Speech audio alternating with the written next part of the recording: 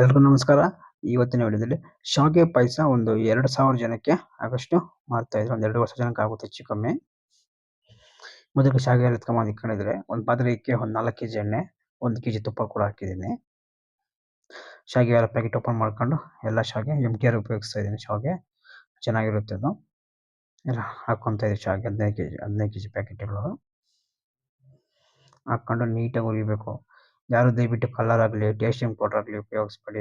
ತಿಂದರೆ ಆರೋಗ್ಯ ಕೂಡ ಒಳ್ಳೆಯದಲ್ಲ. ಜಾಸ್ತಿ ತಿನ್ನೋದು ಬಟರ್ಗಳೇ ಯಾವಾಗೂ ತಿನ್ನೋದು. ನಮ್ಮ ಆರೋಗ್ಯ ಕೂಡ ಚೆನ್ನಾಗಿರ್ಬೇಕಲ್ವಾ, ಯಾರು ಉಪಯೋಗಿಸ್ಬೇಡಿ. ಈಗ ಲವಂಗ ಸ್ವಲ್ಪ ಹಾಕ್ಕೊಳ್ಳೋಣ, ಇಲ್ಲ ರೋಸ್ಟ್ ಆಗಲಿ.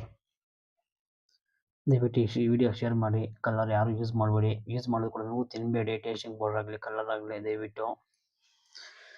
ಮತ್ತು ಸ್ವಲ್ಪ ಕಲರ್ ಬಂದಿದೆ, ಅವಾಗ ಗೋಡಂಬಿ ಹಾಕ್ಕೊಳ್ಳೋಣ. ಚೆನ್ನಾಗಿ ಹುರಿಯೋಣ ಗೋಡಂಬಿ ಕೂಡ.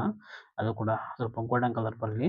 ಗೋಡಂಬಿ ಕೂಡ ಸ್ವಲ್ಪ ರೋಸ್ಟ್ ಆಗಲಿ ಚೆನ್ನಾಗಿ. ಶಾವಿಗೆ ಫುಲ್ ಕೆಂಪಾಗಿದ್ದರೆ ಅದೇ ಥರ ಮುದ್ದೆ ಥರ ಆಗಲ್ಲ, ಪಂಕ ಬರಲ್ಲ. ಈಗ ದ್ರಾಕ್ಷಿ ಕೂಡ ಹಾಕ್ಕೊಳ್ಳೋಣ. ಗೋಡಂಬಿ ಗೋಲ್ಡನ್ ಕಲರ್ ಬಂದಿದೆ.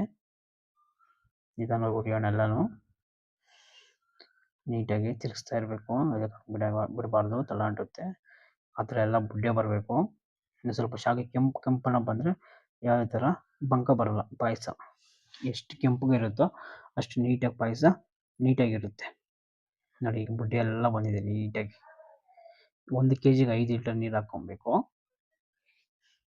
ನೀರು ಹಾಲು 2 ಸೇರಿ ಹಾಕ್ಕೊತಾ ಇದ್ವಿ.